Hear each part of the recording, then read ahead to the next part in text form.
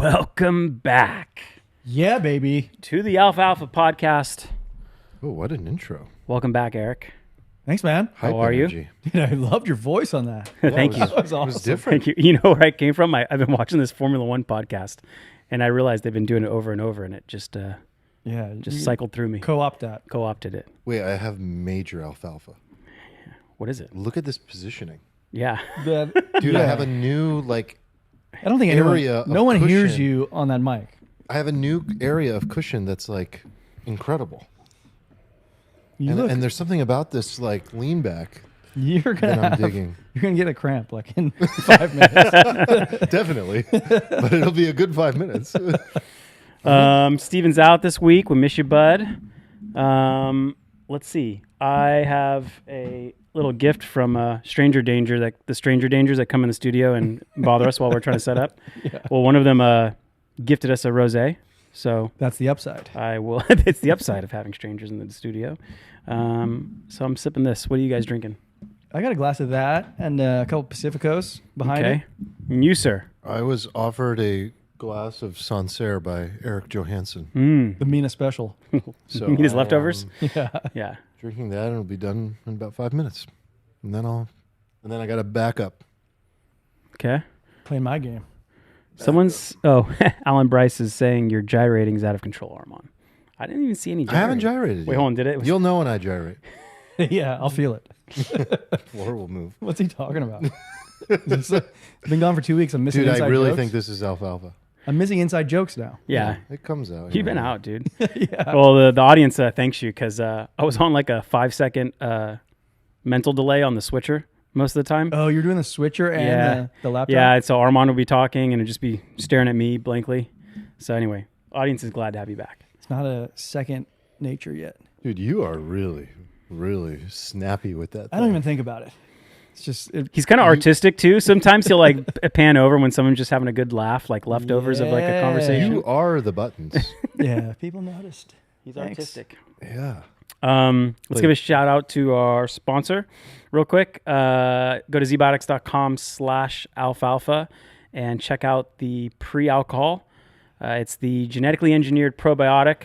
It's the drink you drink before you drink. Come on, ZBiotics. I know you like it. I know you're listening.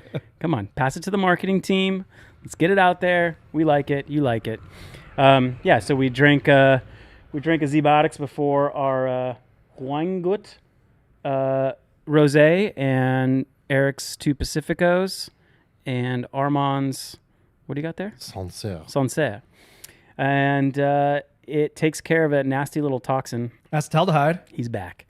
That alcohol creates in your gut, and it's what makes you feel like shit in the morning. It's not the dehydration, so feel free to drink all the water you like and take all the powders, but it's the pre-alcohol that's going to help take care of that toxin, wreaking havoc in your gut, especially while you sleep after you drink all night.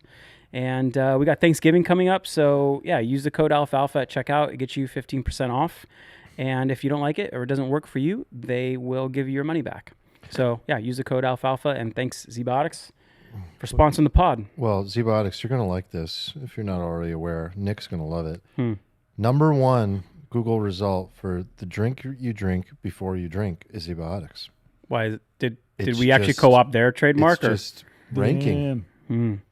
First their website, then the Amazon. The drink you drink before you drink? But it's not in the copy. It has to be. It's not in the copy. It has to be. It's somewhere. It has to be. Somewhere. Okay. It's in the metadata. Oh, maybe it's in the reviews.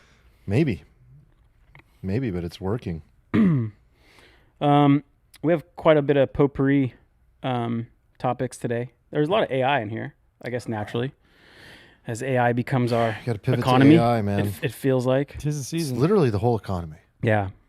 Did any of you guys watch the Sam Altman and Satya Nadella podcast with Brad Gerstner? No, but I'm looking forward to your recap. Dude, great episode, but also great pod. Yeah. Brad Gerstner is a good interviewer. He's very knowledgeable. He's an investor, so he's got skin in the game. He's an analyst. Yeah, he knows the finance side, but he's very tech guy. Well, apparently we're going to buy his shares on the secondary. That's the only clip I saw. Sam Altman wants that to was sell his shares. Taken out of context, where Sam Altman is basically telling him Feel free to sell your shares. Yeah, but he like repeated it. Yeah, 2 or but 3 like times. taken out of context, when you reach the whole pod, it's He was- clearly like a joke. It was You a sure? joke. Yeah. It was a joke. Yeah. Yeah. It seemed like he was being defensive in the clip. Well, Gerstner was trying to press as an interviewer. He was trying to be Yeah. like, so when are we going to get this $100 billion in revenue? And Or specifically, he's like, you committed to about $1.2 trillion of CapEx spend over the next like X number of years. How are you going to do that? And he immediately came out with, you could just sell your shares if you don't believe in it. It was like, whoa, bud. Yeah. It was quite defensive. and then after Sama dropped off the call, like mid pod, Sama had to go. We call him Sama. Sama. I just said Sam A in my head all the time. I call him that. Sama. Because we're boys. But Gerstner was like, just FYI, I am not looking to sell my shares. I'm trying to get more shares. Yeah, It but does worry me though. I don't know if you guys intended to have this conversation. We can talk about the podcast, but their revenue to valuation and the amount of capital that they need to continue bringing into this company definitely concerns me. And I only see a viable path to the public markets for them to be able to do so. So this IPO is more imminent than I thought. It needs to be more imminent than I thought. Like they're going to run out of ways to raise money and broker these you need to be in the deals. public markets for this kind of capital for sure. He's very good. Sama is very good at Sama and making these Satya. deals and injecting capital for this CapEx, but that train's gonna slow down, and But public markets. He are gonna be clarified something that I necessary. didn't know. I mean, he seems pretty confident they're going to hit 100 million in revenue in Billion. 2027. Yeah, Yeah, I think Gerstner was like quoting that was going to happen by like 2030, 2028, something like that. And Sama was like, maybe next year. Yeah, sorry, I meant 100 billion Yeah. in revenues, not 100 100 billion. I said 100 million. I meant 100 billion. So like the Yeah. price to sales is actually lower than you'd see in some of the names that are already public. Like, Yeah, I mean, like at a $1 trillion valuation at 100 billion, growing more than 30% a year would be So be what's their current reasonable. revenue? unknown. Yeah, we don't know that yet. But I don't think have it's a like ballpark? call it like 15 to 25 billion is like a Okay, my let's guess. say it's summer 2026. Let's like say it happens sooner, and they're at 50 billion in revenue, and it's a $1 trillion IPO. Do you buy the stock? Maybe. Yes. Yeah, probably. Yeah, I do. Because of the amount of institutional money that you know is going to flow in, or Yeah. On this one, I wouldn't necessarily be playing the cards. I'm playing the players. I just know that people are going to bid this thing up. Like a quote, I think from this pod, or maybe a different thing that I heard. I think it was this one. Gerstner was like, with every technological paradigm shift, you create a new Google. And we already know what this. You already know who the winner is. This is what this shifts Google is, and it's OpenAI. Yeah. I had it. I don't know if I saved it, but I saw in Twitter someone posted stickiness by cohort, basically like how much people use the continue to use ChatGPT after they first enter. And in the more recent months, and I think we talked about this in the podcast, was once the memory was introduced, the stickiness level went up, and like there is very little attrition in terms of like non-usage. If new people coming in and they're like, "Whoa, this is amazing." So I don't know. You just look at like the lifetime value of this thing is like God mode of what you'd want your cohort charts to look like. So, and then they're going to slap an advertising engine on it, and man, do they have so much first party data about what you tell them about what you're going through. I mean, it's like Google and Facebook combined. You know their intent because you're asking GPT to research products for you that you're interested in. You're telling, and then you kind of like telling about your life, Facebook. So you get both. Really rich data. Really rich data, including intent data.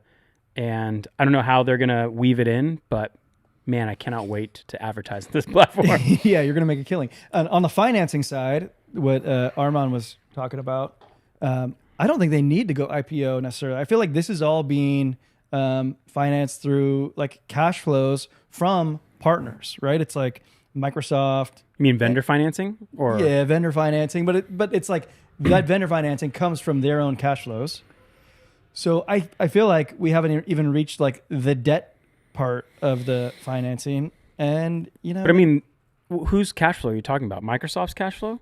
Well, they've done deals now with Microsoft, with Nvidia, with Amazon. Yeah, so from their partners, not theirs, because they're obviously Yeah, yeah. heavily cash flow negative. Right. Yeah. Okay. Yeah, that makes sense. Can I show you guys something? Yeah. So I really liked this. It was a good reminder. It says Google is the only company in the world to be vertically integrated Can you zoom in when it comes to AI. Yeah, I will. So what this is showing, let me move my mic, is that when you look at this stack from the hardware, GPUs, accelerator hardware, to cloud inference, first party owned, to foundation models owned, and application layer, Google is the only one, because of its TPUs, that actually has the full vertical integration. And it's very interesting to think about when you think about long-term defensibility and supply on the bottom of the stack and how important that is. There's something to consider as well. I'm trying to remember the guy's name. If I think about it, I will mention it. But I saw him do an interview, and he mentioned why he's bullish Google. One part because of the TPUs. I guess the next version of them is even more advanced, and they kind of have it closed off now. But if they wanted to, they could obviously release them and start selling them to OpenAI and anyone else, who needs a kind of GPU type power. And they have phenomenal foundation models. Yes, and the biggest part is the application spread. So he made this really good argument that Arguably a better ecosystem. yeah, so he mentions how ChatGPT or OpenAI released their own browser. Everyone's freaking out. Oh my God, Google's behind. And he's like, no. This is like part of their playbook. Like they're literally in a bunch of antitrust lawsuits with the government. So if they launch, if they start integrating their models into the browser, it kind of like brings up all these antitrust discussions. But if they let OpenAI launch theirs, give them like 3 to 6 months, and then say, well, we have to in order to defend against the competition. He thinks that they'll be just fine. He's like, you could arguably agree, Google can do this better than OpenAI if they wanted to, and maybe they're just waiting to kind of keep some protection from antitrust lawsuits, which they're already in. Yeah, It's pretty interesting because the market seems to have sussed that out. Google's ripping. Google's up like ripping. 70% from April. Yeah. Yeah, I like it. I mean, I'm still bullish long term as well. I saw that Sundar announced that they're going to start sending in like 3 years, the TPUs into space because I saw that. You don't have to worry about the temperature control. Cooling. Yeah, the is cooling like latent out part. there? Yeah. Okay. And you also, I don't know, something about the energy. When you're not inside of the atmosphere, you can absorb, the solar panels can like absorb Damn. more power. Anyway, that was interesting. Should we get to the part that Eric and I thought was most important? So one, there was like continued agreement that they need even way more GPUs than they already have. Satya said, if we weren't limited by supply or by processing power, we would have grown more. And it was as simple as that. And he's trying to balance out his own internal projects with OpenAI and then all their Azure customers. But they both seem to say that it wasn't GPUs. They have GPUs sitting there that just aren't plugged into power, and that power is the limiting factor, which I guess isn't a surprise, but That was a surprise to me. it's a little different than just buying NVIDIA, right? Like when you hear that, you're like, well, it's not just as easy as... Yeah, and I guess the market has kind of sussed that out as well. If you look at these like small modular nuclear reactors, like Oklo and SMR, those have turned into kind of like the meme stocks du jour. But I think the interesting play here is kind of like old stodgy power. Like we're gonna need to burn natural gas. Oh, I have some notes on that. Let me pull them up. So... natural gas is, let's see. Oh, please. Did I save them? Uh-oh, what if I didn't save them? I saw a write-up on natural gas and basically said, in terms of the demand side, when Trump kind of took over, they kind of lifted the brakes off of exporting liquid natural gas. Before that, there was quite a bit of restrictions against it, and they think the demand there is going to like maybe double to triple over the next few years. So you have an increased demand supply, and apparently these agreements, when a company in the U.S. that supplies natural gas exports it, it's usually long-term guaranteed rate payments with utilities of other companies. So think about your local utility in your city. There's the equivalent of that in another country, basically agreeing to a long-term agreement. So that he's talking about, we have this like sustained additional demand for natural gas. Then you have AI. He said that's a clear kind of thing that's hungry for energy. Demand driver. Yeah, demand driver. Then a smaller third was just industrializing the U.S., like bringing factories back. And then in terms of demand, he makes this argument that the Permian Basin, everyone assumes that it'll just take care of all the supply, but the growth is somewhat capped, and like the easy stuff has already been spoken for.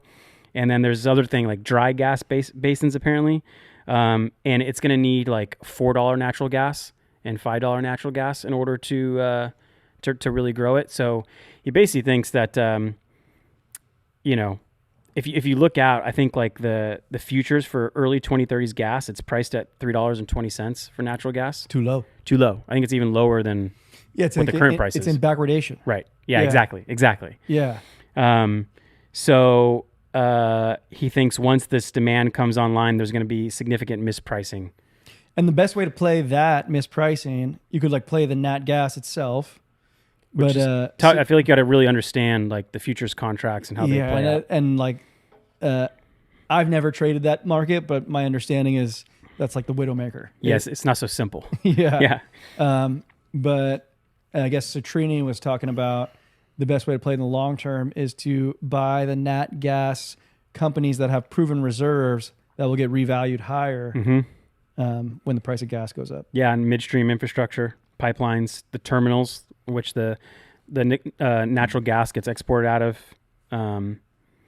Anyway, I think it's important to bring up because I think it's just equally as good as just paying like a pure AI play, is not betting on like nuclear or kind of these things that might be 5-10 years out. Just play the thing that we already use. Agree, and it's like it plays an interesting role in your portfolio because it's like this traditionally defensive kind of allocation, like your energy allocation, but you have like this growth upside to data center demand. Yeah.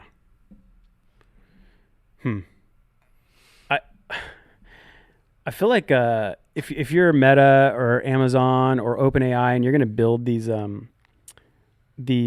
massive data centers and you're going to suck up all the energy infrastructure, and it seems like they're typically putting them out in rural areas. There's still like a town around there.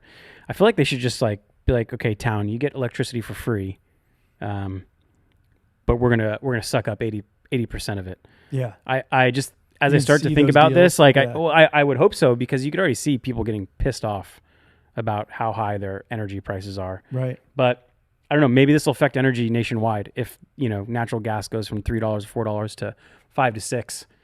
So another way to play it too is like the Bitcoin miners that have like repositioned themselves as data center plays. Oh my God, I sold those call options too early. Too early? Too soon, Junior. Yeah, same with me in a lot of cases. And I think the thesis behind that is like these guys have been so persnickety about their cost of energy when they're mining Bitcoin that they like have those economics really figured out. Because they really needed to like optimize the cost per energy. The energy input. Yeah. I guess the only thing that could break the story is like if the amount of tokens you need from any kind of like training or inference or just actually running the applications significantly drops, or the cost of energy unit per token changes. Like you don't need as much energy per token. Yeah, I think on the first one, it's almost like better for demand because then you just sort of unleash maybe new use cases. Like the Jevons paradox thing. Jevons paradox. Yeah. Yeah, I think you're right. I wish, has anyone seen a chart of just tokens? Like, is anyone tracking token usage? This is the new tokenomics. Yeah. On a chart, I haven't, but I imagine it's exponential. It's got to be ridiculous. Parabolic. Yeah. Because it's like, it just opens up and broadens use cases with like, we had like multi-hour agents. Now they're multi-day, with Claude Code and Codex. Is that what they call test time compute? Where they're how long like an agent or AI can like sit there and think and do the chain of thought reasoning. Yeah. Anyway, yeah, it seems like it's getting longer and longer. I just read through this. If you want to pull it. Oh yeah, anything else that stood out to you? Yeah, there was one that stood out. So it's like 21 takeaways. I just read through it, and one intrigued me. So it's the last one. Compute is not a commodity. It is a scale game. Nothing is a commodity at scale. With the most significant workloads, you learn faster and your cost structure decreases more quickly, making you price competitive and consequently more confident about your margins. Yeah, Satya did a mic drop when he said that. Like Brad Gessner was like, "Whoa, I like that." Like basically saying like, "Yeah, sure, compute's a commodity, but like if you do it at our scale, it's not." He's it's basically way fucking saying hot. it's a competitive advantage. Yeah. And then that reminded me, I'm like, I don't think we've reviewed this before, so maybe it's worth doing because I think about this a lot. So these are Hamilton Helmer's 7 Powers, which is a phenomenal book to read. I would call it like a very evergreen book that still resonates true today. I don't know what year it was published, but it's not recent. And it's something that a lot of startups look at and a lot of companies look at. And there are 7 powers, and I, in an AI world, would add an 8th power, which is speed. So let's just say speed's the first power. In a world where moats are difficult to capture, this is all about competitive advantage and defensibility. And when there are so many companies that are wrappers, and that still tends to be the case in a lot of different industries, speed can be a really valuable moat. Absolutely. The first or even the second mover to capture the market is really significant. So capital and speed are very important. The other 7 are scale economies, which I think is what Satya really is alluding to here, right? It's like you look at a company like Amazon or IKEA. I mean, if you're watching, you should watch this because there's all the brands that are associated with each one as examples on each power. But scale economy is very, very straightforward, right? You can reduce your costs, you own the warehouses, you get everything down, and that gives you a huge competitive advantage. Walmart, same thing. Network effects, famous example would be like Facebook, Meta, right? There's many types of network effects. Network effects is a very broad term. This is kind of focused on data network effects, but there's multiple types of network effects. Network effects could be like Comcast, for example. eBay, yeah, great example. Counter positioning is like an easier power. All it really takes is, and I don't think it's a strong one, but it's just like, oh, this is the way things were done. We have a different perspective on that. We're going to do it differently. You should only stay in a hotel. We think that a random person should be able to rent their home to you. Or we think that every driver on the road is an opportunity to be a taxi, a modern day taxi like Uber. So counter positioning. Switching costs. Oh, that's a great one. Yeah, it's a great one. I would say for Steno AI in particular, our strongest current power is our switching costs. We've never lost a customer. Why have we never lost a customer? Switching costs, deep integration that's related to the process power to create an AI twin for them, and how deeply integrated it is in their ecosystem makes it extremely difficult to rip out. Other examples, NVIDIA, the switching cost of moving off CODA, and those GPUs once you built reliability. Or even the switching cost of like SAP or switching your cloud provider from Google to Amazon. Truly, truly painful to do those migrations. Branding, I mean, that one's obvious, right? Nike, Louis Vuitton, Coca-Cola, Apple, standing for something, building a really great brand. I put that one in the weaker sells category, itself. maybe like second weakest. Out of the, like, I would agree. yeah. Cornered resource, very powerful. Think, universal, like having a talent pool that you sign on to long-term contracts, being able to really I'm not familiar with some of these other companies, but like what's a good cornered resource example? I mean, honestly, like you could put Meta in there just because of data. Like they cornered a resource on like a certain part of data. Yeah, potentially. Yeah, or Google, and how that is enabling their AI efforts. And then last but not least, process power. So my favorite example is like the Toyota, Honda manufacturing assembly line process, getting that down to a science and an art and the efficiency that created, and the quality that produced at such a marginal small value is like an incredible value to the market. And so process power. This is great. I actually never heard of this before, and usually I've Yeah, like this is heard a all of the very like good model. frameworks. I like this one. This is a goated business book. Warren Buffett, I think, and Eric, you might know this better, but I think he said network effects was the true only like moat. He loves that one. Yeah, he loves that one the most. I was thinking of like Porter's 5 Forces is Yeah. similar to this. Well, it's got a guy's name and like there's a number, but it's a little different. But yeah, I mean yeah, I guess you're right. Like it talks about your bargaining advantage with customers, your bargaining advantage with your suppliers. And It's I more guess- about your position and like relative to your competition. Most people think competition is the guy selling the same product next to you, Yeah. but it's substitute products, new entrants, Yeah. existing And entrants. you can have multiple of these. Like Yeah. for whatever reason, OpenAI is listed under counter positioning. I mean, they can have scale economies. They can have network effects. You can't really have all of them. That would be like phenomenal. It'd be a complete monopoly. But you want to work toward having as many of these as possible. And when you start a company, you really want to focus on one. Fuck, Visa and MasterCard is like a great one. Mm-hmm. Switching costs and network effects just extremely Big time. extremely high. And then what we do is we chart it out like, okay, what do we think we have today? What do we think we can have in a year? And what do we think we can have in 3 to 5 years? And how is everything we're doing eliminating risk and improving one of these powers in the next 5 So you years? map your like product Yeah. roadmap or your company Yeah. roadmap to these? Yeah. Smart. So like I know we have early indications of network effects. I don't think scale economies is as true in AI as it was in like some of these other more like tangible product markets, because everyone has scale economies in AI. Yeah. Like as compute costs drop, you're passing the, you're improving your Right. Depends what part of the margins. stack you are. Yeah, it depends on what part of the Yeah. stack you are. For applications, everyone could argue they have scale economies. We do, but I don't think that's like a true power. Network effects is one, if you can really build a marketplace like we're aiming to do over the next 2 years, that's really powerful. Counter positioning, it's soft, like we said, but switching costs is really powerful. And then process power. Like if you can develop an application that provides such a great result and exceeds everything else available in the market, that's that secret sauce. Like when you think, oh, what's their secret sauce? It's process power. Yeah. You know? Like I talked to someone who's like the former head of Dyson in China, and like we had a good couple hour session with him. He talked about how he grew the market, and he just said how important it was that they had the winning product. And you'd be like, well, why didn't anyone just copy you? But they had this innovation process that just spit out winners. Yeah. And Dyson's it's always hard. got the best one. Yeah, exactly. Yeah. And Yep. that was his thing. He's like, yeah, you got to have the winning product, or else, everything else is a lot tougher. Yep.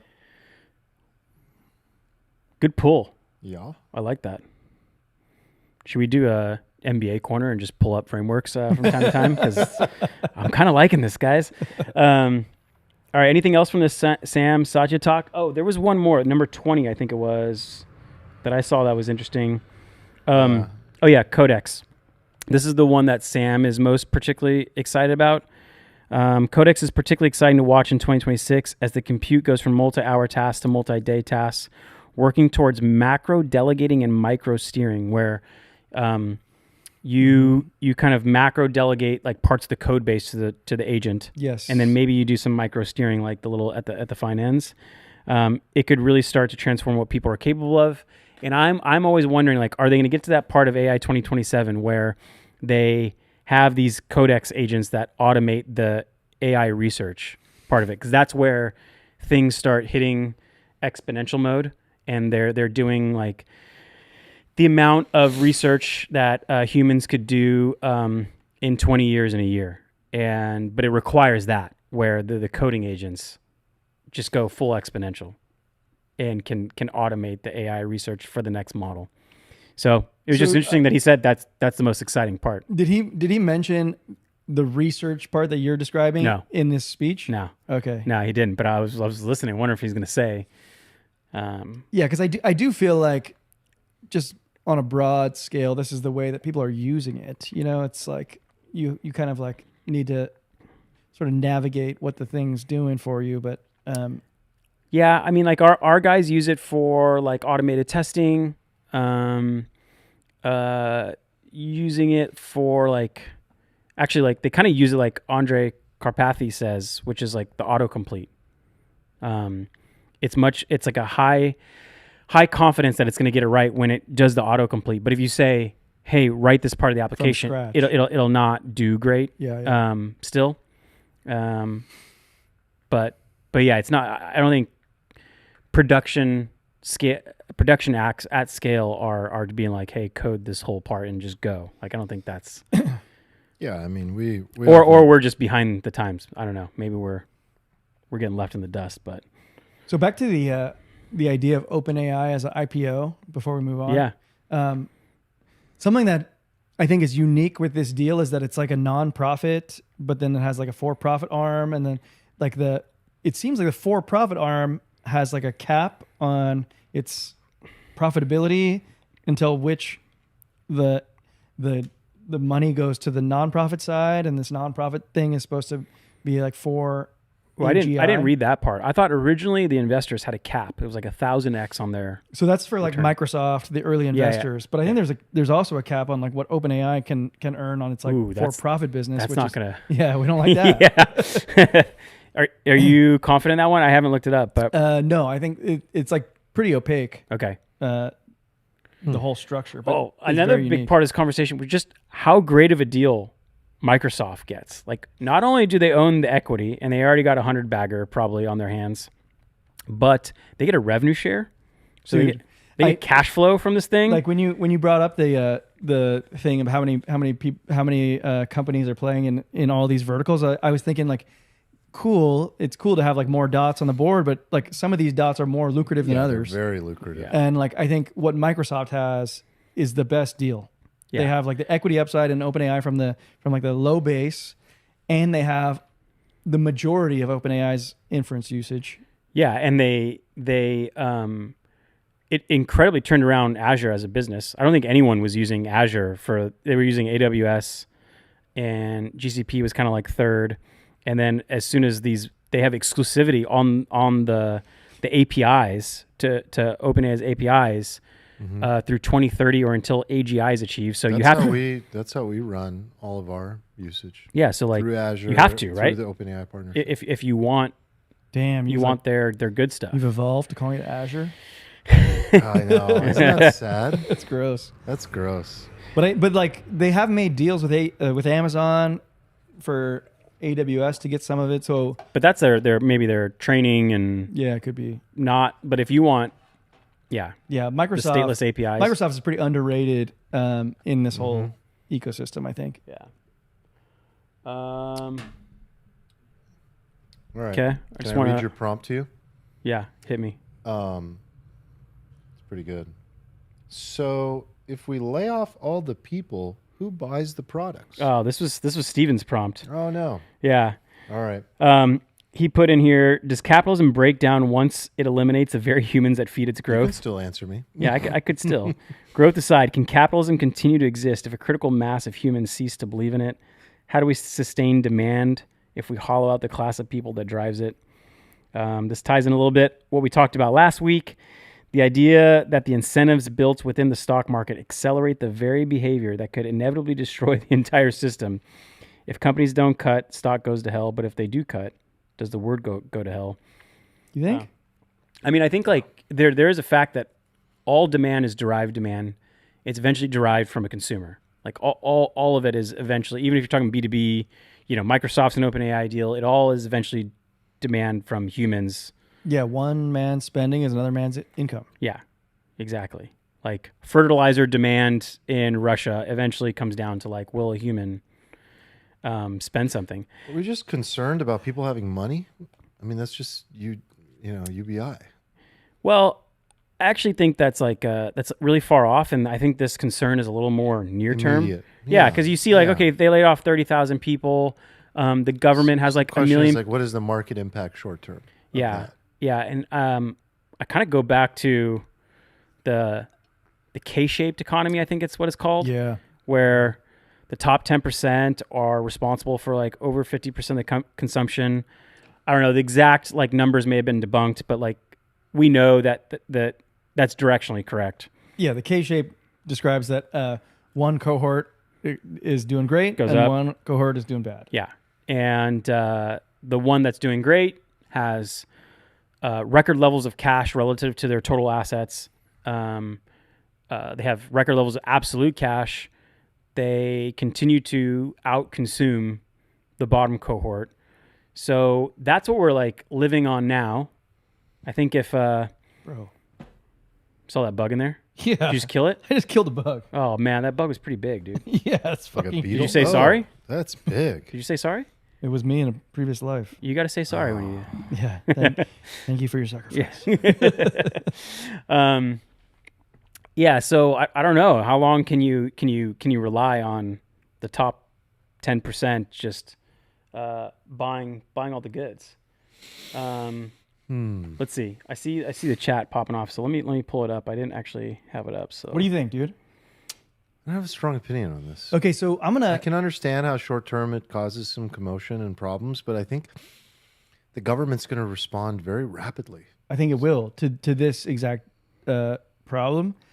I think no this way they let this like something that stands out to me is something that you said a while ago when we were talking about AI just as like a technological kink in our development, and how we were all comparing it to like previous kinks in our development, and how it like tends to disrupt a certain number of people, and those people end up having like temporary disruption, but then over a longer period of time, people adapt and it creates even more jobs. I feel like this is true, but your point was like, all we care about is like what happens at the moment that it kinks and when people get displaced. Mm-hmm. It was your quote, and Yeah. I liked it. I think like what we need to solve is like, how do we help these people who are in like the bottom cohort of the K?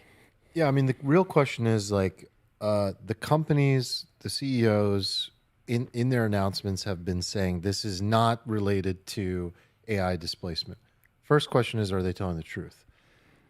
Most of them are saying this was COVID and economy boom, over hiring. Andy Jassy said it's specifically like a cultural thing. He has too many middle managers. That's why they laid off 30,000 people. It wasn't like... We're not being efficient. You buying that? I actually buy that. I do buy that. I buy that as at least a partial truth. I buy that Partial. because I don't believe AI is actually like significantly increasing productivity. According to a recent study that I forget the name of, but on the Daily Brief he talked about it, AI is currently disrupting only 2.5% of jobs. Sounds right. And on the one hand, it's like, should it be higher? On the other hand, it's like, whoa, 2.5%. Like that, it's literally doing the jobs of 2.5% of people. But AI is not in a place to do anybody's job completely right now. Yeah. It's still not. Yeah.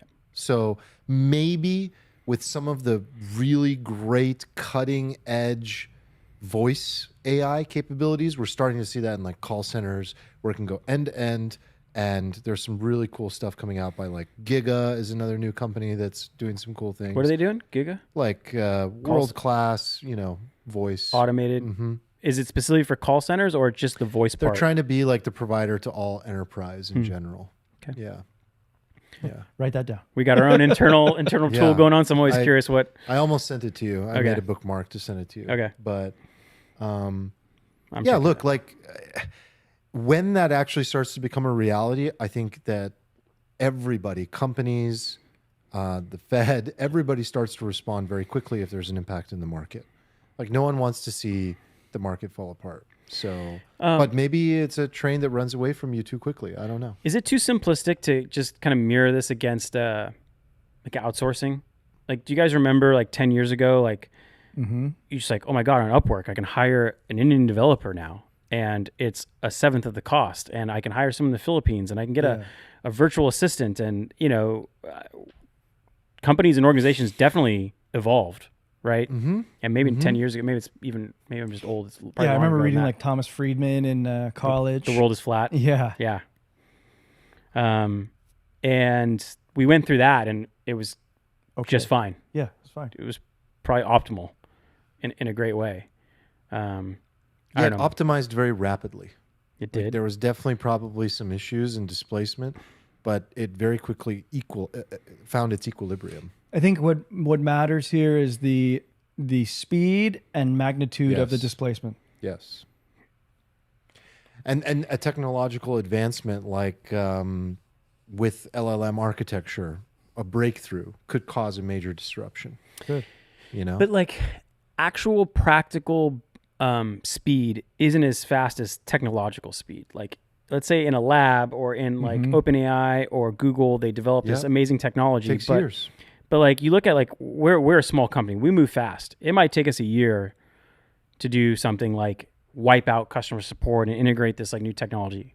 You know, maybe it starts in 3 months, but really to see the impact of it, maybe it's a little longer. Yes, bigger companies could be to see like AI in the enterprise. Yeah, so I'm not as scared about the speed. Like the technological advance is fast, but like there's still humans who have to make those decisions. Yes. There's still, you know, the incentives at play inside of corporate structures to protect your budget and protect your people, and you know, decision making is slower in big companies. So I'm not as afraid of like that going at lightning fast. Like we won't see it coming. I agree. Um, What's the lowest hanging fruit? Customer support. Customer support. I don't know if we need It's- to worry about layoffs in the economy as much as we need to do about AI killing us. Like, I know So far off. I mean, like, really, like, if you want to talk about the order of magnitude No, of dude, existential this is threats, like so far down that first I of all, know it is. I know it is, but I'm more worried about humans I killing us. did just listen to the recent Eliza podcast that he did. you And gotta it's stop really listening good. to him. Dude, really stop good. listening. No. It's really good. You got to worry about air traffic control, not having enough people to steer the planes around in the sky. Probably in our lifetimes, these are the concerns, but dude, it's I think like fascinating. where to I think about. people are going to lose jobs are like in fulfillment centers, logistics. We can have like robotic arms moving boxes around. I think that is probably reasonable and feasible. Yeah. Drivers, Drivers very soon. trucks, all that. Yeah. It'll happen.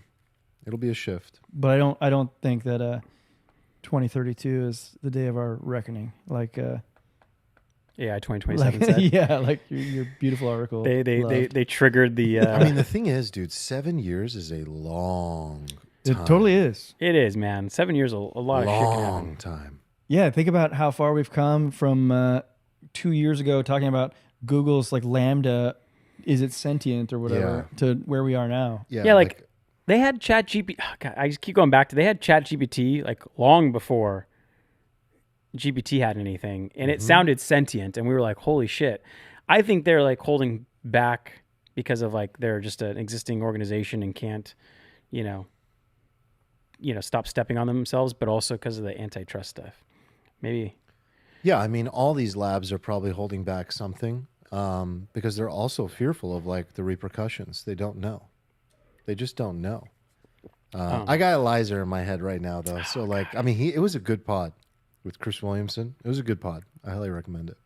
It didn't put me in a fear mode. It put me in a bit more of an aware Heightened mindset. awareness. Heightened awareness of what's really. You would really like this site. I think it's like situational awareness AI. If you Google that, we talked about the guy on the pod, but if you read it, it's like a mini book that you can read in a night with a table of contents, and he walks through all the scary parts. But Eric, I keep going back to what you said was like the key to this bull market was like watch the CapEx spend and keep an eye on that. And I keep trying to poke holes in it.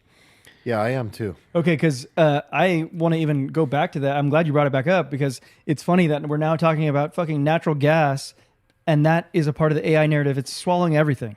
Right. Like this to me is and will be the canary in the coal mine of the entire market. And I can't believe we've been talking about fucking fart coins. Like, I don't care about that stuff. Yeah, you're so glad you weren't here last week or 2 weeks ago. You would have ripped our faces off. Is crypto dead again? Eric's answer is guy. I don't care. Asking the wrong guy, man. Don't care. I don't care. I told Steven on the phone yesterday. I asked him like, "Is it over?" And he said, "I don't think so." And I just reiterated. I was like, "It's just weird that we're playing in this sandbox still, when like Disneyland is over here. Why are we playing in a sandbox?" Yeah. Yeah, for sure. But it is a little, let's say you are playing the sandbox and you're like, okay, I'm going to eject out into Disneyland. It's scary to always buy at all-time highs. Buying the highs. Yeah, buying the highs. It is. And so I was thinking about your comment, okay, just as long as CapEx spend and this last quarter, like they all kind of like increased even more how much they're going to spend. Direct indexing bucket, though. Oh, yeah. You know? We didn't get a chance to talk to Eric about that. Maybe we hash it again at the end because I want to hear what you have to say about it. It was a good one. But yeah, I don't know. I've been trying to poke holes in it. I guess another one that could pop up, I was thinking about all the times that people stuttered about AI, the market did. It was the ROI, which meant, I think in their minds was like, okay, if the ROI is bad, then the CapEx spend will go down. I agree. I saw a great analysis on the main metric you want to look at is return on invested capital, which is basically the return on their CapEx. And you have to look at the return on the cohort of equipment that they buy or the cohort of the model that it produced. And over time, they're able to like dramatically decrease the cost per, let's call it cost per token or API call for those models, and then eventually turn positive. It's crazy that they already turned positive. I don't even think they need to turn positive because these things are running like startup spend where you're like trying to capture market share early days. You're like willing to go negative. Correct. Yeah, as a whole company. But when you look at like, okay, version GPT-4, they're probably incredibly, if it was still live and active, they would probably be incredibly profit on it because they were able to get the like cost per request or cost per search or whatever you want to call it way down to where it was profitable enough. But yeah, they'll keep going. The other is like if DeepSeek launches another model and they're like, hey, we trained it with like a tenth of what you did. So much more efficiently. Yeah, so that happened earlier this year in the beginning of the year. That caused a dip. It ended up being a buying dip. Yep. So I don't know. That's all I got so far. I'm still trying to like tear down your... No, I think it's fair to ask, and we're kind of in the midst right now of a mini panic on AI. Like, I think crypto's down horrendous, but like AI's down a few percent or whatever. And I think what's happening and what happens in a bubble, because I've been through it several times. Like what happens in a bubble is like people realize that we are all running towards the cliff, and we all want to not fall off the cliff. So like whenever there's like a little bit of fear, everybody stops running and they're like, oh shit, back up. But nobody knows how far the cliff is ahead of them. So like, I think there's going to be like many false stops and many false signals that it's over before it actually is. And the signals that I'm looking for when this thing's over, like we're not even close. Like, and again, that would just be like a clear system-wide reduction in CapEx. I'd probably like say 2 out of the Mag 7 are like we're gonna keep CapEx spend flat. Like, I think we're not going to be decreasing. That's going to be maybe even too late. Like earlier indications are going to be when like right now we're in like crazy valuations of the biggest companies on earth, but like we'll go into a place where we go into like crazy valuations of AI startups that IPO with nothing. Like we're not doing any of that yet. That's what a bubble looks like. What? Yeah, I guess it would be good to know, like, to go deeper in your analysis. What are the leading indicators that one of these like hyperscalers would pull back spend? Like, what would you need to see that in like a month or two or the next quarter they would announce? And like even one pulling back isn't necessarily indicative, because I think like Microsoft already tried to pull back, and they were like, wait, no, I got to catch up with the Joneses. Yeah, Brad Gerstner asked him about that, and I don't know. It seemed like he chalked it up to they have to like balance out their GPU purchases in a crazy way. It's like a Rubik's Cube. They can't just like buy more GPUs and plug them in. They have to make sure they're fungible so that it can work for training or pre-training, training, inference, running applications. And they have to do it in a smart way where, okay, I have these like currently live GPUs, but then I know this other one's coming out, so I need to balance all that out. And it seemed like it was just like a hiccup in trying to balance all that out. And if I get really, if I'm being really honest about how I feel about this, like we're talking about the risks, how my base case, like what I'm expecting to happen is that like we're talking about AI as like a large language model. Like we haven't even scratched the surface of what it's going to do yet. We haven't even monetized the large language model to the degree that Nick's even talking about, where it's like it knows everything about you and your intent. And like once we start to monetize this stuff, we're going to have a whole nother leg of It's going to be prolific. It's going to like what we're in the midst of is going to get insane, I think. Yeah. What was I going to say? Well, to your point, we just in the LLM part. Like, hopefully, there's something else more than a transformer. You know, like DeepMind's the only one I know that has like other versions of what we think of AI that hopefully are a lot smarter and better. Yeah, I mean, there's other outcomes from my base case, but like we could. Oh, the thing I was going to ask is, I thought this was smart until I saw Michael Burry go short Palantir, according to his 13F. But I was thinking, like, let's say you're running toward the cliff, so you want to have some insurance along the way that, like, in case we do fall off the cliff, like maybe there's something there to catch you in the end. And I think there's two ways of thinking about this. One is to be diversified, own some gold, own some, some version of bonds if that you think that's good. Yeah, that's a way to protect your wealth and preserve it in a downturn. Or barbell it, right? Like you do heavy AI, some cash, and then, I don't know, gold or crypto or Bitcoin, whatever.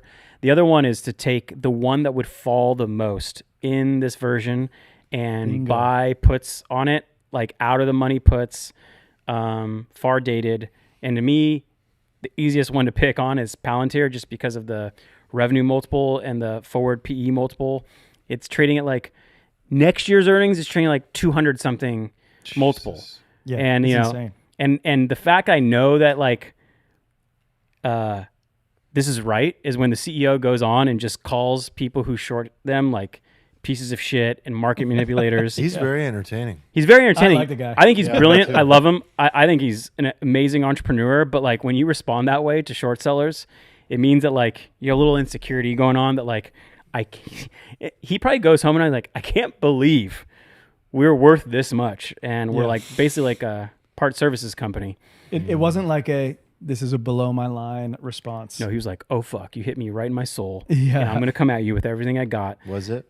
I mean, I know the market like didn't believe in him and what they were doing for a long time. And I know he loves to flex on their success now and say, I told you so, you should have bet on me. So maybe some of it's coming from that ego side of just like pride of like, how dare you question me? Yeah, and they're crushing it now. So like, and I truly believe they'll be interwoven in the military, local law enforcement. Yeah, definitely. I think there are flaws in the way that like 13Fs are analyzed. Like you don't see Clearly the entire positioning, et cetera. And if that is truly a hedge, like maybe there's some other things going on that we don't see. But anyway, what do you think about the concept of I'm going to put it in? I mean, you might as well call the S&P 500 and the NASDAQ like an AI bet because I don't know, it's probably like 40%, AI concentrated at this point. But what do you think about saying, okay, I'm going to go 95% this, and I'm going to buy 5% out of the money puts on Palantir? Or pick your poison. Yeah, I like that because it's higher beta, you can size it much smaller. I think that no one knows when the cliff's coming. So in the interim, in the meantime, you're going to be like eating that. Like you're going to eat it worse, right? Because you have like the highest beta one. So like as the market continues flourishing, Palantir is going to flourish more than the S&P. So you're going to like eat that hard. And Burry has like showed his playbook over the years, like that he's willing to sort of like eat that for 18 months, 24 months. He's willing to eat it for a long time and he will probably ultimately be right. But he's usually early, so He's a couple of years early. yeah. But anyway, what do you think about doing that now? I've been thinking about ways to hedge a portfolio. The traditional ways you do it is you buy calls on the VIX, or you buy puts on the index, or buy puts on individual names. He did it on the highest beta name, which I like. I've been thinking about how you might maybe buy puts on like the levered NASDAQ, because the levered products are sort of like mathematically designed to go down anyways. So you buy puts on those. That's an idea. Because of the chop? Yeah, because that like, I forget what they call it, but if something goes up 1%, down 1%, you actually like something. leak a little bit over time. But anyway, I've been thinking about how I want to hedge my portfolio. I haven't done it yet, but I think those levered NASDAQ products I really like.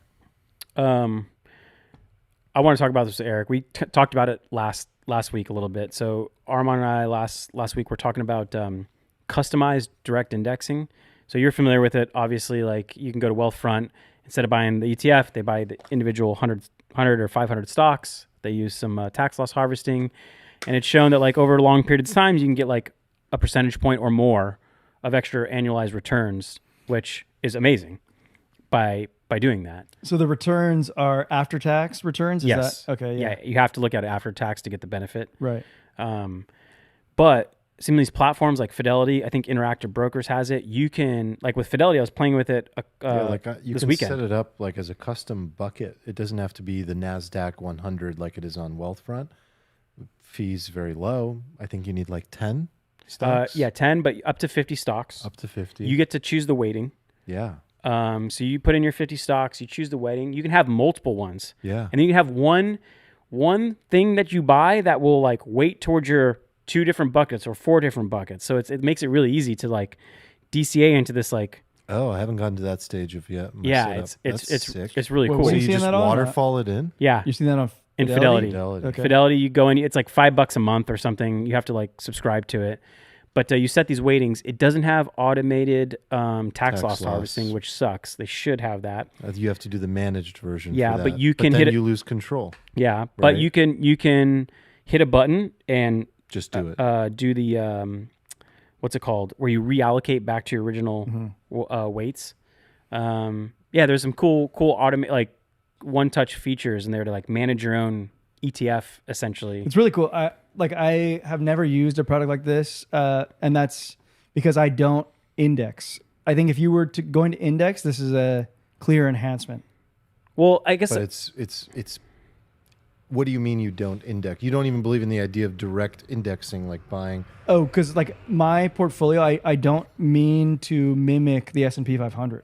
I mean to What like. if you were to take a slice of it that you really believe in, and or another example, let's say you believe in nat gas. You look at Citrini's basket, it's like 40 stocks, and you're like, Yeah. well, do I really want to go and buy like 41 of these stocks, set them up, do the orders, and then manage them all? Or you can like set up this like mini index of your own. It's a mini ETF. It's a mini ETF of your own. customized? It's just for you. You put them all in there. You send it $1,000, and it'll do the fractionalized shares even to make sure you hit your percentage. Yeah, it's pretty great. I think like I think there's one drawback, and again, this is like me thinking about it off the cuff. The one drawback that I would potentially see is that like continuous rebalancing often works against you. Yes, you're cutting your winners, and Yeah. Like what I've noticed is that like the best things that I've held that made the most money are the best companies. But And you like could. What if you just move those out? Or no, you're just like, I want to forget ride those. forget the rebalancing Yeah. part. Just scrap that part. Just- Just the fact that it makes it easy to create your 30 stock AI basket, and you just like can send your money in every month. Yeah, I guess like in this case, it makes it my life easier because I do this just manually. So that's cool. Yeah, but I agree with that. That you'd be cutting some winners too quickly. And if you register as an advisor, you can customize these mini indexes and automate the tax loss harvesting, but it has to be for clients. Or to remedy your problem, you could change the weighting. And I guess like if you're doing tax loss harvesting, you're like cutting losers, really. Yeah. Like, Yeah, we talked about that. Like But you it's might yet to cut be the seen in these like loser too V soon. recoveries, where I think it's 30 day for wash sale rule. Yeah, dude, the So, wash like, sale fucks you. Do you end up getting fucked because like Nvidia went down, and then by the time it went back up in 26 days, you buy it on the 31st day, and you end up back higher? I don't know. And when and how does it sell? I mean, Wealthfront does it when you've reached a certain percentage loss on it, and Because it says, it unbalanced the allocation. yeah. Well, it was just like, oh, you're down Or just, $1,000. it's We're gonna down. lock in those $1,000 of losses for you, so you can carry it on Pure your number taxes. basis. And in 31 days, we're going to rebuy it and extended buying. And in replace of NVIDIA, we're going to go buy Broadcom because Or that's the AMD next, or or whatever. AMD. That's the next closest. You didn't have it, so you still have exposure. but like we'll rebuy an NVIDIA in 30 days, but for this 30-day period, you're going to get Broadcom, something like that. It's Anyway. interesting. I think that these tools are fascinating. That like this exists The fact that it exists is awesome. amazing, Yeah. and like let people direct it themselves. It's incredible. I think Yeah. for long-term portfolio management, it's great. Yeah. If you're decently active, it's probably more of a nuisance than a. Yeah, so we talked about that last week, but wanted to see what you thought about it. We have a few more topics left. I guess we should talk about Grokopedia a little bit because it's a little on the AI front. Yeah. Yeah, curious what you guys thought about it. I haven't used it. I haven't checked it out. Can you maybe intro what is going on with Grokopedia? Because Yeah, I use Wikipedia. What's going on with Grokopedia? So Can't be on doing that. I can't be doing that. Can't be doing that. you can't be doing. It's like the woke version. Yeah, you didn't know? I'm getting brain poison. That's what they're saying. Yeah. That's what the kids I are think it was saying. on like some all-in conversation with Elon, and David Sachs does this whole thing like somehow Wikipedia comes up and how it's like co-opted by like 50 to 100 people, 100 moderators. They actually control most of it. Like, sure, you can go in and make a request and change a Wikipedia page, but they talked about how most of the power, the moderating power, you build up like reputation and trust over time. And so there's like some people, there's like a guy who just, that's all he does. So it ends up being centralized. And just to underline this, I mean, really think about this from a perspective of like the history of humanity. It really is important. The story we capture and tell, this is our history book being written in real time. Yeah. So the perspective in which it's written is fundamentally important to the future. I agree. I'm not familiar with how Wikipedia works. So just to even hear that there's it's controversial. There's all like sorts of things that aren't being shared that should be shared. There's edits being made that aren't being approved. The easiest example is like people, right? Controversial figures. You'll see just daily, like a war of edits on like making this guy look racist versus making him look successful or making him look authoritarian versus, and it's like nonstop. Or a story of a historical event. Yeah, that's the biggest one. That's they say the really winners important. write the history, but like it ends up being like whoever owns holds the pen. Hold the pen. And in this case, it ends up being, you know, a very, it seems like it's like open source, but in fact it's not. So anyway, they like joke about on this podcast, you should start Grokopedia and use like Grok to like rewrite these things. And Elon's like, maybe we'll do that. And then like 2 weeks later, he's like, we did it. And he rolls it out, and they said they used a version of Grok that is better at like reasoning and trying to find out like understanding people's arguments and dissecting the argument. Anyway, they rewrite the top 1,000,000 pages. It's text only, and he's like, it's already 10 times better than Wikipedia just because it's apparently written from a fair point of view. And Grokopedia is not open sourced, I imagine. It's just Grok. Yeah. Okay. Grok doing it. And they'll eventually have images and video. It'll be more intense. But what I found funny about it is when you go to it, it's like they regress the technology. So like I tested it. I went to the World War II page, and I was like, you know what I really don't understand is like, where was China in all of World War II? And so I'm like looking at the page, and I'm like, wait, wouldn't I just go to Grok and like ask this? Like, what was China doing in World War II? And it tells me the answer. And you go to Grokopedia, and it's this 100,000 word article that I have to sift through. And there should be a button that just says, talk about this article. And I could just chat with Grok about it. So I feel like they regressed and missed the like core benefit of the feature, which is like if you want to show, I have it up. That's Grokopedia. Okay. This is an example I saw dropped on Twitter, maybe by Elon or somebody, but it's like, this is like a controversial topic, the great replacement theory. What is this theory? I'm basically the replacement of the of Europeans by Africa and European Africa and Asians and the Middle East. So, you know, their version is not woke, they say. And if you read through it, it's like more quote unquote factual and according to the facts as, you know, the non-woke sector of society sees it. And their perspective is that this is very important to capture. It's like the technocrat version of but this. But then if you line up the Wikipedia article side by this, is it going to be distinctly different, or is it like actually just the same? It's funny because I actually don't care enough to like do that, but I imagine that I do agree with Armand that like this is for one reason or another. Wikipedia. So I just Googled it. Okay. And if you go to Wikipedia, it's Great Replacement Conspiracy Theory. I hadn't even looked at this. That's already an Wow. important Spicy. change. Wow. That's already an important change. So they've titled it a conspiracy.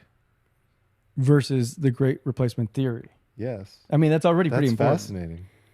I didn't know I mean, the that. reason that like Wikipedia has come to default is because it's heavily biased in the Google search rankings, It just shows up number one, number which two. I'd imagine feeds That is into so every incredible. LLM that uses Common Crawl as part of their pre-training. It's just like heavily weighted in the LLM too. So yeah, so now he's like saying we need Yeah, another so the base whole layer. thing, look at this. I mean, it was created by Renaud Camus. Camus and other conspiracy theorists, so already lump them in altogether, attribute recent demographic changes in Europe to international policies advanced by global and liberal elites. The conspiracy theory found support in Europe and has also grown popular among anti-migrant and white nationalist movements from other parts of the West. So, yeah, it's very different. That's distinctly different. Yeah. Yeah. So I suppose like I'm a believer that competition is good. So Yeah. And even Elon said, he's like, if it gets referenced more and cited more, then it'll start appearing in the search results, and hopefully it'll all kind of play out. Interesting. It's also dark mode by default. By default. you guys dark moders? Oh, yeah. Always. No. Come on. Yeah. Dark mode. Living in a everything. light world? Yeah, I'm Nah, an dark optimist, mode. man. Dude, at nighttime, how are you able to sleep? I thought Armand would be You light might have mode with burned me. your retinas. Well, I just have it set to auto. Daytime, light. Nighttime, I Oh, enter it the changes darkness. for you? Do you guys have the triple tap on the power button Oh, on yeah. iPhone to switch to red? Yes. Okay.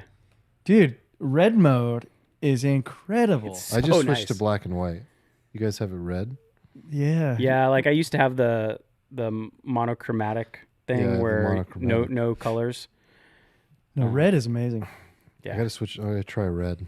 I don't know how to do it, but Yeah, I forgot how I set it up. some now. like TikToker showed me how to change the red mode with the triple tap, and it changed my life. Yeah, I use it every day. Same. Do you? I forget to use it. Cool, because I like lay in bed. I'm like, something's off. I'm like, oh, it's this white blue light just searing yeah. itself into my brain. And as I'm like falling asleep, I fall asleep before my wife. Mina is like chuckling about something. She's like, "Hey, babe, look at this." I'm like, "Oh, yeah, same.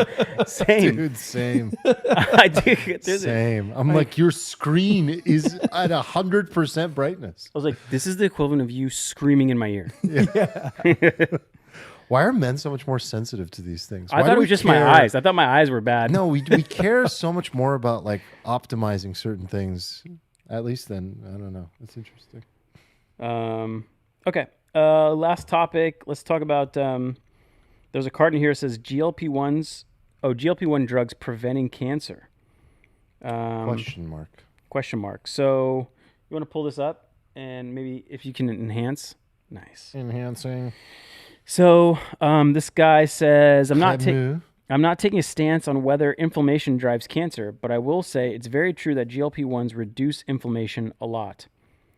Tirzepatide at any dose greatly reduced levels of high sensitivity C-reactive protein and, I don't know how to pronounce that one, two important inflammation markers. So basically talking about essentially microdosing GLP-1s to decrease inflammation." It's funny because like I know a lot of guys in our like cohort, when they get their blood tests, they see like the bad type of cholesterol higher than the markers. We also have some friends who are just like pristine, way below markers. I can already picture these guys. Yeah, you already know who they are. But a lot of guys have high bad cholesterol, and it seems like it's only bad if you combine that with inflammation. If you have both those things, Oh, so like high LDL is the bad one, right? right? High LDL in isolation isn't even that bad. It's probably not good, but you combine it with inflammation in your body, and I don't think I've ever like measured inflammation. People do that? yeah, there's a blood marker for Yeah? inflammation. think I've just always showed up too good. Yeah, I don't think I've checked that either. I- But like he has anecdotes of, people have thanked me for getting on this stuff.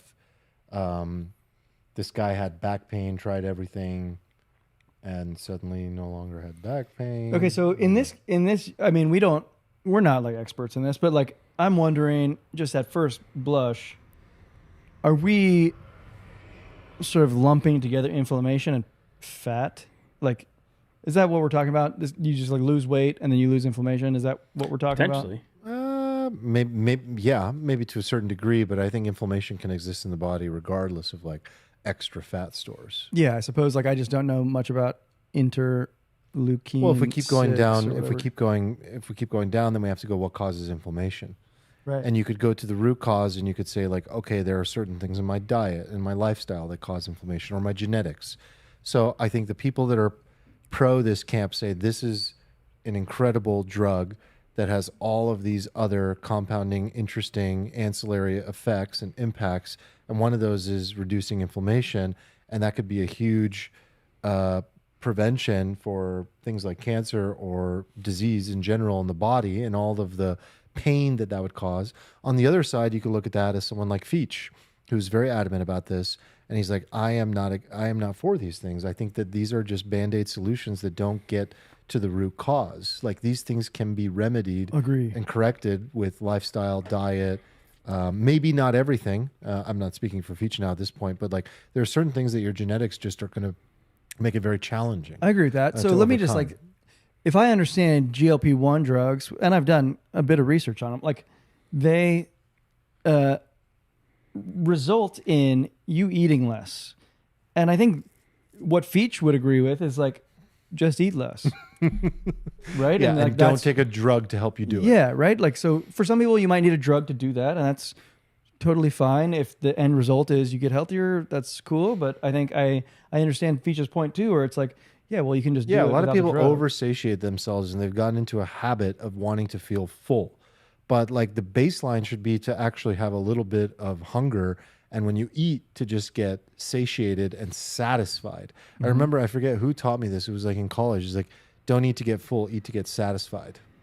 It's a very different feeling at the end of eating. Wasn't there a specific word in like Japanese or something that there where is. they eat to It's 80 part of their entire culture. They eat to 80% fullness. Always leave a little room. Yeah, and that is like They cover this in the Blue Zones on Netflix, and they go specifically into Japan, and that's literally a part of their culture. They have a phrase for it. It's like you stop eating at that point, and the portions are just so much more controlled. The food is so whole. It's 1 ingredient, 2 ingredient, type food as you like. I do like the 1 ingredient, 2 ingredient type of food. But what I notice with any convo like this is that everybody this is just like finance. It's like you can't just like have this like overarching broad solution, because everyone has different goals, right? Like somebody's goal might be to reduce inflammation.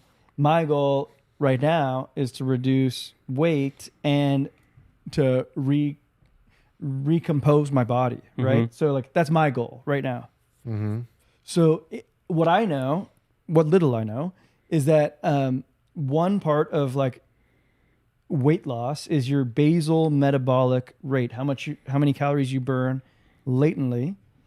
And I think I'm like blessed with a high metabolism, but I don't think that is just something that, I think it's partially something you're born with, but I think it's also like behavioral. I think I trained my body to have a high metabolism because I was active as fuck for 39 years of my life, and I ate a lot of food.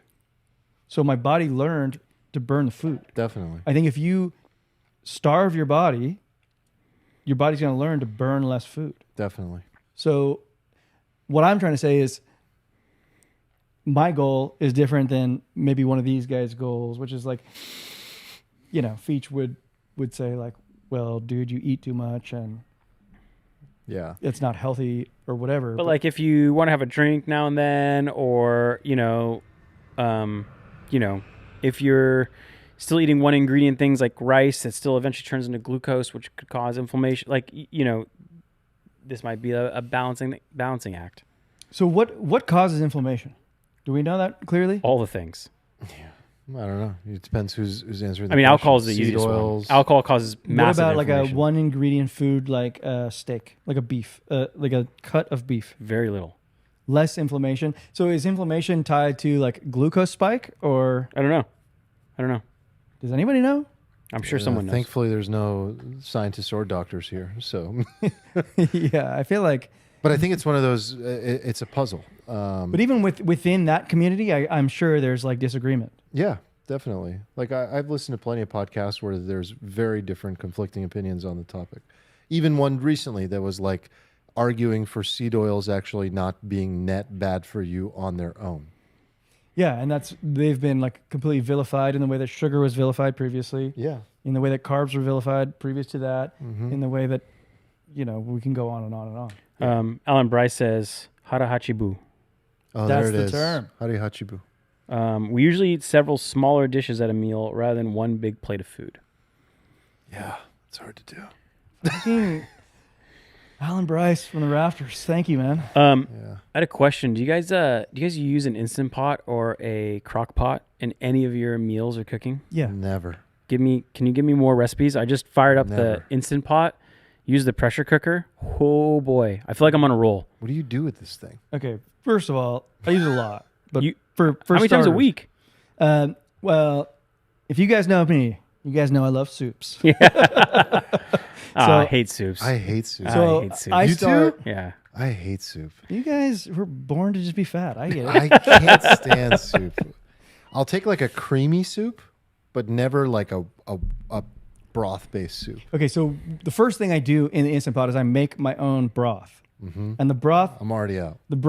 you don't need to like just eat the broth, but the broth starts as the foundation, the base of all cooking. Well, you need it in a pressure cooker in order for it to like get to pressure. You need some kind of liquid, and broth is usually better than water. Well, I'm making broth out of bones and veggies. Okay, you're advanced. I get it. I mean, you can make stews in an Instant Pot. You can make like shredded meat. Ooh. All these things, all the Instant Pot does, in my opinion, is it speeds up the braising process, really. But also like you can cooking chicken in it, for example. Oh my god, it's delicious with this thing. So you're going on like sear mode and just like using it as like a Exactly. So put it on Okay. sear mode, and just get it like nice and brown on the outside, and then you put some more stuff in there. Like let's say you put in some like onions and garlic, and you put the bone broth in there. Maybe throw some lemon in there, and then you lock throw it up. then you throw the chicken back in, lock it up, and in 8 minutes you got fully cooked chicken, and it still looks like it was on the grill, and it's juicy. It's cooked perfectly. What about like a sous vide?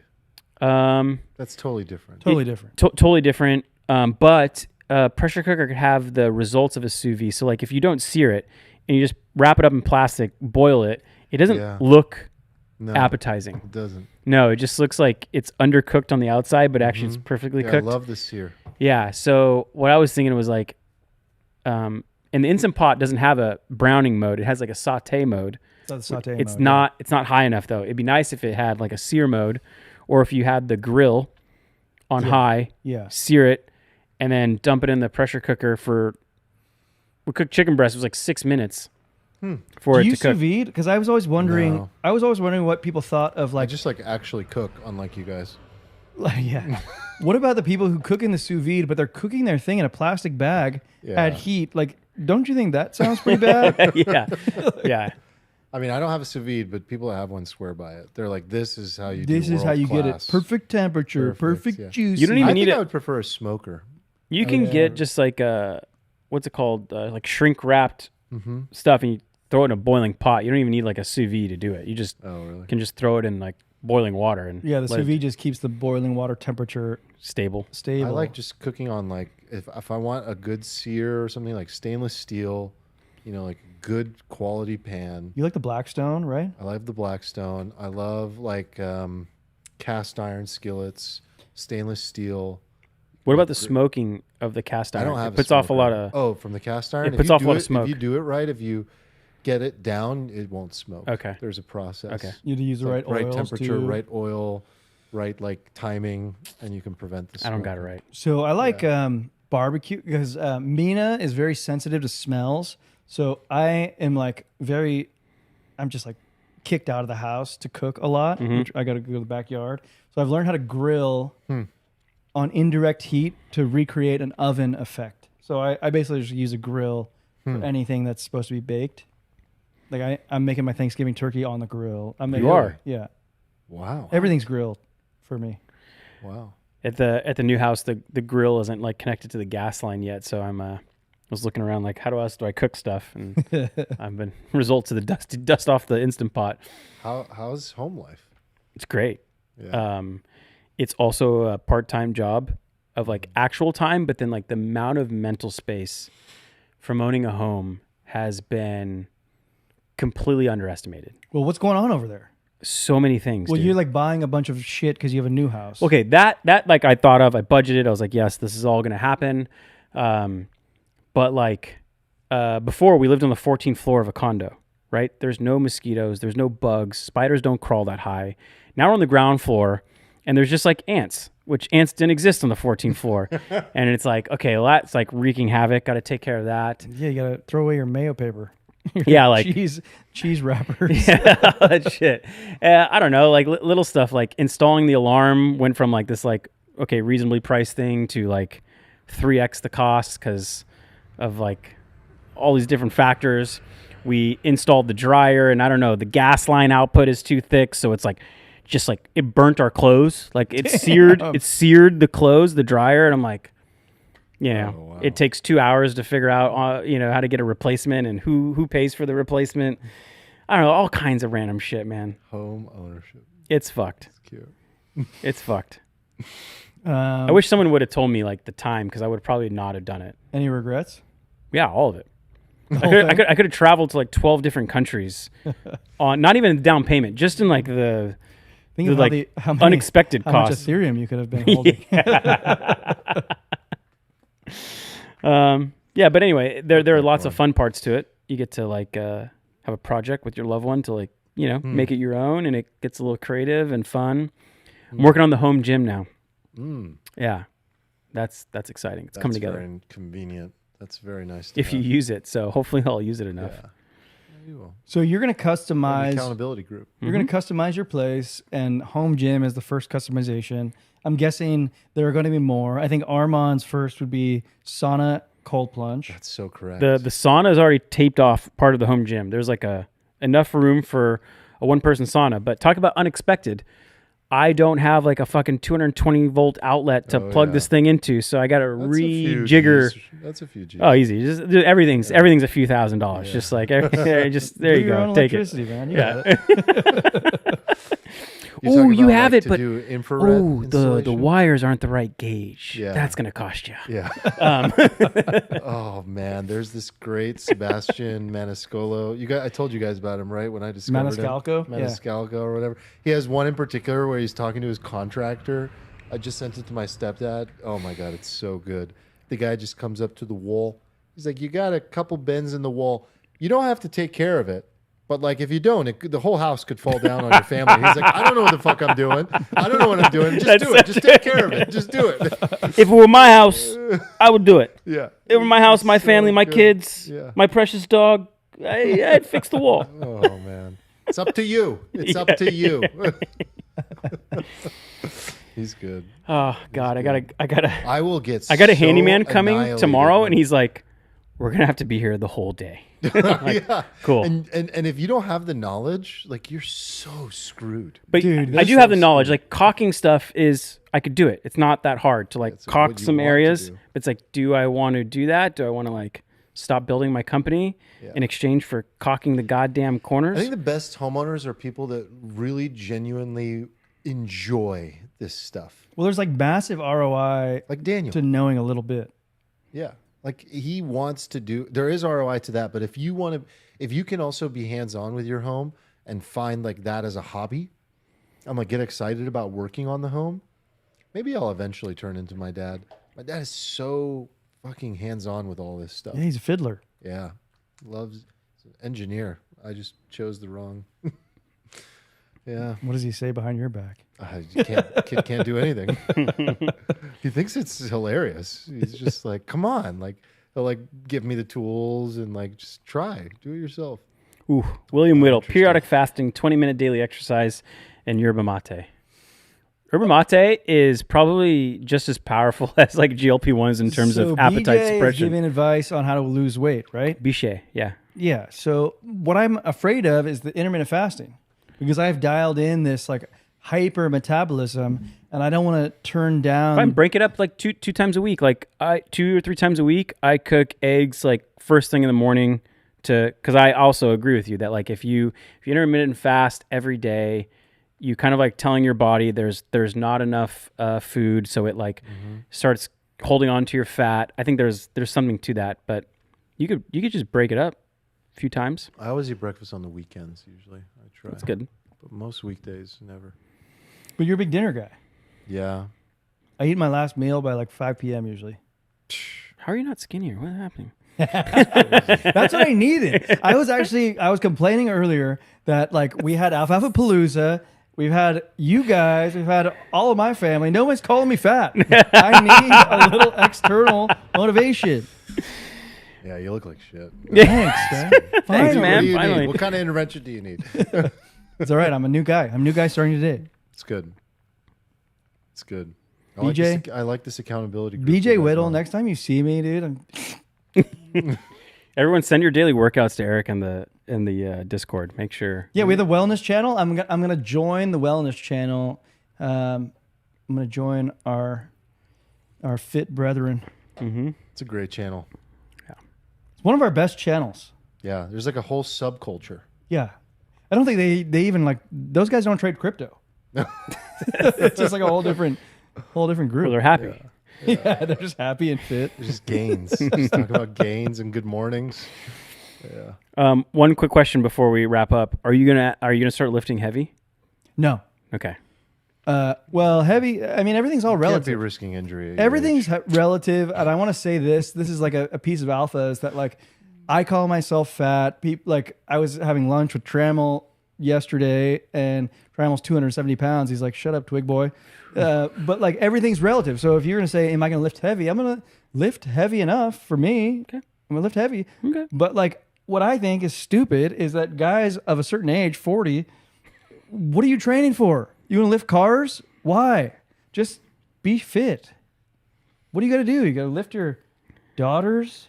Cool. Like, you don't need to lift cars. Yeah, functional strength is good. And lifting some heavy ass weight, not extremely heavy, is also really good for you. It feels good afterwards. The whole day you feel amazing. I'm not talking like And you burn a one shit rep ton of max. calories. I'm just talking like 80% of your 1 rep max, like and just like for like 3 to 5 reps. Great. Yeah. 80%'s great. Okay. But I saw you walk in here with a fucking stiff back for a couple of weeks. Yeah, it happens. It happens when you're really trying to push it. You know. Yeah, I'm over that. Yeah, don't do that. Yeah. Don't do that. That's bad because then you end up flat on your back for 3 weeks. But I think like for me, it's so obvious. I took 7 months off of moving my body when my daughter was born because you get reprioritization, right? You get like job, family, and then yourself gets kicked way down the ladder. And now the job and family is kind of like dialed in. I got everything kind of figured out. Now I'm like creeping back up. My personal self is creeping back up, and I know how to do this. He's working on his wheel of life. You just got to move The around. crooked wheel.